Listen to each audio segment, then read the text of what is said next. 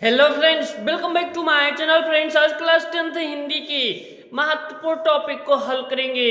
तो चलिए देखते हैं। जैसे कि फ्रेंड्स, रस किसे कहा जाता है? कविता, कहानी, उपन्यास आदि को पढ़ने या सुनने से मन में जो आनंद का भाव उत्पन्न होता है उसे रस कहते हैं। अब फ्रेंड्स, यहाँ पर रस के दो भेद दिए गए हैं, जैसे कि हास्य रस और करुण रस।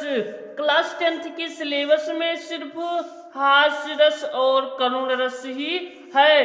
तो फ्रेंड्स, इन दोनों में से कोई ना कोई एक जरूर पूछा जाएगा, हास्य रस या फिर करुण रस। तो इस टॉपिक को बिल्कुल क्लियर कर लीजिए।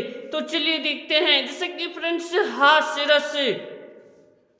हास्य रस का स्थायी भाव हास होता है।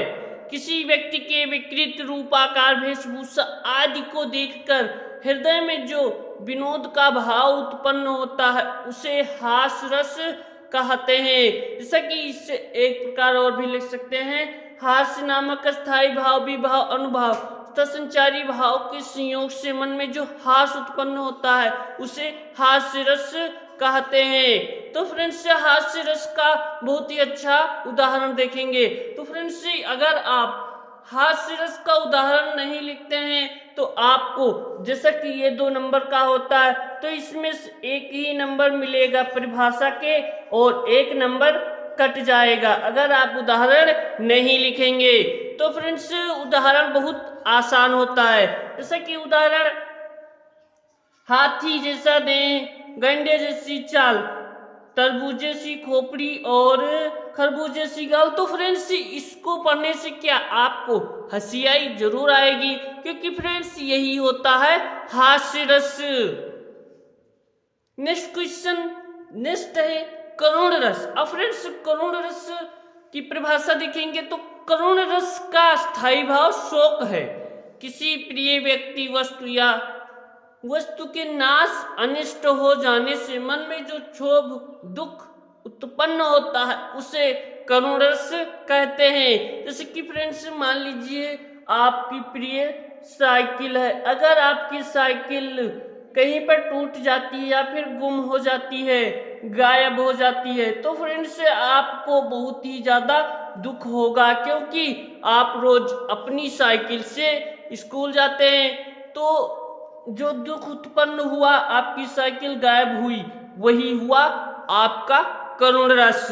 तो फ्रेंड्स, किसी प्रिय वस्तु, व्यक्ति के नाश या अनिष्ट, गायब हो जाने से मन में जो क्षोभ या दुख उत्पन्न होता है वही होता है करुण रस। जैसे कि फ्रेंड्स, यहाँ पर सांप के साथ हुआ, जैसे कि उसका उदाहरण है, मणि खोए भुजंग सीजन, फंसा पटक रही थी शीश। अब सांप की मणि यहाँ पर गायब हुई, जैसे कि वहां पर आपकी साइकिल गायब हुई थी। इसी तरह से अब सांप के मन में जो क्षोभ या दुख उत्पन्न हुआ वही हुआ उसके लिए करुण रस। मणि खोई भुजंग सी जननी, फंसा पटक रही थी शीश। अंधी आज बनाकर मुझको न्याय किया तुमने जगदीश। अब यहाँ पर सांप की मणि गायब हो गई है। सांप की मणि गायब हुई। फ्रेंड्स, ये आपको लिखना नहीं है, सिर्फ समझाने के लिए आपको लिखना इतना ही है। मणि खोई भुजंग सी जननी, फंसा पटक रही थी शीश। अंधी आज बना कर मुझको न्याय किया तुमने जगदीश। तो फ्रेंड्स, ये होता है करुण रस का उदाहरण है। तो फ्रेंड्स, ये थे रस। अब नेक्स्ट वीडियो में अलंकार और छंद दोनों की परिभाषाएं उदाहरण सहित लाई जाएगी। तो मिलते हैं नेक्स्ट वीडियो में। तब तक के लिए आप अपनी पढ़ाई करते रहिए। Thanks for watching friends.